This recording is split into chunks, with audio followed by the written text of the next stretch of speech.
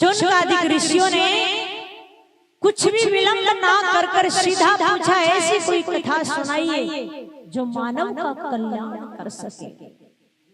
जब इतना पूछा, सूत जी महाराज गदगद हो गए, बड़े प्रसन्न हो गए और कहा, अच्छा सुनिए, आपने बड़ा सुंदर प्रश्न किया है। क्यों? क्योंकि हम सब काल का ग्रास है। काल हमें कब लेने आ जाए कुछ पता नहीं है। पता है क्या भैया? आपको कब मरना है पता है क्या? तारीख डेट लिखवा कर लाए हो क्या? सर्टिफिकेट बनवा कर लाए हो कि फलानी तारीख को जाएंगे? नहीं पता है। हम सब काल का ग्रास बने हुए हैं और वो काल कब लेने आ जाए कुछ नहीं पता। कहा, आपने बड़ा सुंदर प्रश्न किया। मैं ऐसी कथा ही नहीं, मैं उस कथा का सार ही आपको बताने जा रहा हूं। ऐसी कथा मैं आपको सुनाने जा रहा हूं। वो कथा कभी कभी तो देवताओं को भी सुनने में दुर्लभ। वो कथा तो कभी कभी देवताओं को भी सुनने को नहीं मिलती। ऐसी कथा मैं आपको सुनाने जा रहा हूं। देखिए, कथा में उस जीव का मन नहीं लगता है जिसका संसार में लगा है, परिवार में लगा है, समाज में लगा है। कथा में तो उसका ही मन लगता है जिसका मन कन्हैया में लगा है, जिसका मन कन्हैया के चरणों में लगा है, उसका मन कथा में लग सकता है। उस प्राणी का, उस जीव का मन नहीं लगता, वो तो संसार के चकाचौंध में पागल है, उसका मन कभी कथा में नहीं लग सकता है। उसको मालूम ही नहीं है कथा क्या है, उसको पता ही नहीं है कथा क्या चीज है। इस कथा को तो वही सुन सकता है जिसका प्रेम ठाकुर जी से है, वरना तो महाराज बहुत आते हैं, बहुत चले जाते हैं, है ना? इस कथा में आते हैं, 10 मिनट देखते हैं, हाँ कथा पंडाल तो ठीक बनाया है और व्यास जी भी ठीक आए हैं, काफी देर हो गई, कोई चुटकुला नहीं सुना रहे हैं। ऐसे आते हैं और चले जाते हैं। और मैं तो ये कहूँ, कहना नहीं चाहिए, यहाँ इस पंडाल में उन्हीं भक्तों की आवश्यकता है जिनका प्रेम कन्हैया से है, जिनकी प्रीति कन्हैया के चरणों में है। जो संसार में लगे उनको मालूम ही नहीं है, उनको इस कथा का महत्व का ही नहीं पता है, वो क्या कथा सुनाएंगे, वो क्या कथा सुनेंगे। वो तो आजकल कहते हैं ना कि इस फोन में रील बनाने में लगे रहते हैं। जो रियल में कथा हो रही है उनसे उनका वास्ता नहीं है, उनका तो वास्ता रील वाली कथा से है, तो उनका कैसे मन लगेगा? उनका मन कथा में नहीं लग सकता है। अब सूत जी महाराज कहते हैं कि सुनिए, मैं आपको ऐसी कथा सुनाने जा रहा हूं जो कि कभी कभी देवताओं को भी सुनने में दुर्लभ है।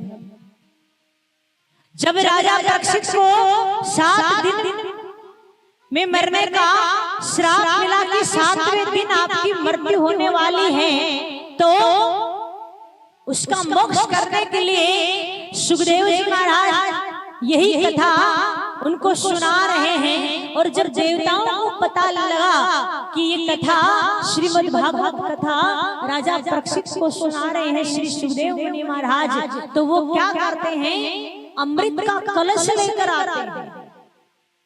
क्या? अमृत का कलश लेकर आते हैं। बड़ी कीमती चीज है अमृत। जब समुद्र मंथन हुआ था तो उनमें ये अमृत भी निकला था और इस अमृत को लेकर देवासुर संग्राम भी हुआ था, बहुत झगड़ा हुआ था। और वही अमृत का कलश आज लेकर देवता आए हैं कहाँ? श्री सुखदेव मुनि महाराज के पास में कि सुनिए, हमने सुना है राजा परीक्षित को श्राप मिला है 7वें दिन मृत्यु होने का, ये अमृत आप राजा परीक्षित को पिला दीजिए, इससे इसकी मृत्यु नहीं हो। सुखदेव मुनि महाराज को हंसी आ जाती है। अच्छा ये देवता यहाँ कैसे आ गए? ना मैंने बुलाया, ना राजा परीक्षित ने बुलाया, और वो भी आज ही किसी के भले की बात कर रहे हैं पहली बार जीवन। सुखदेव मुनि महाराज क्या कहते हैं? उनको हंसी आ जाती है, और इतने में देवता कहते हैं सुनो, ये जो कथा आप राजा परीक्षित को सुनाने जा रहे हैं ना, यही कथा आप हमें सुनाइए स्वर्ग में चल। बोला अच्छा, यानी अदला बदली करने के लिए आए हैं, लेकिन अदला बदली भी बराबर की वस्तु में होती है। कहां पर आपका ये कांच रूपी अमृत और कहां ये मणि रूपी श्रीमद् भागवत कथा, इन दोनों की बराबरी नहीं हो सकती। और देवताओं को वहां से फटकार लगाकर निकाल देते हैं। देवता दौड़े दौड़े आते ब्रह्मा जी के पास में, और ब्रह्मा जी से शिकायत करते हैं कि आज हमें कथा सुनाने से इनकार कर दिया। ब्रह्मा जी ने कहा सुनो सुनो, शांति रखिए, पहले देखिए इस कथा को सुनने से हो क्या।